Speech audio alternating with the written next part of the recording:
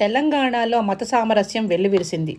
ఓ ముస్లిం మహిళ గణేష్ లడ్డూను దక్కించుకుంది.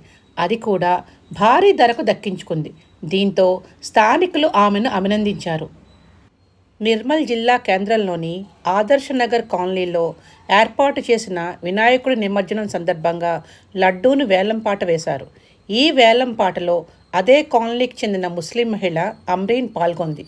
ఆమె 1,88,888 లడ్డూను దక్కించుకుంది. దీంతో ఆమెకు స్థానికులు శుభాకాంక్షలు చెప్తున్నారు.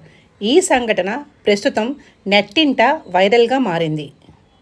ఇది ఇలా ఉండగా హైదరాబాద్లోని కొత్తపేటలో ఒక విభిన్నమైన సంఘటన జరిగింది.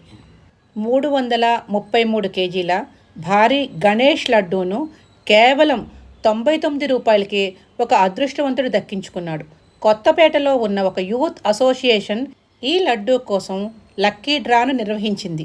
ఈ లక్కీ డ్రా కోసం వారు మొత్తం 760 టోకెన్లు విక్రయించారు. ఈ లక్కీ డ్రాలో పాల్గొన్న వారిలో ఒక విద్యార్థి అదృష్టాన్ని పరీక్షించుకున్నాడు. అతను కేవలం 99 రూపాయలు చెల్లించి టోకెన్ కొనుగోలు చేశాడు. ఊహించని విధంగా లక్కీ డ్రాలో అతని టోకెన్కు అదృష్టం వహించింది.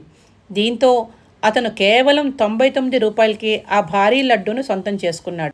దైవం అనుకూలిస్తే వయసుతో సంబంధం, మత సామరస్యం లేవని ఈ రెండు విశ్లేషణలు మనకు చెప్తున్నాయి.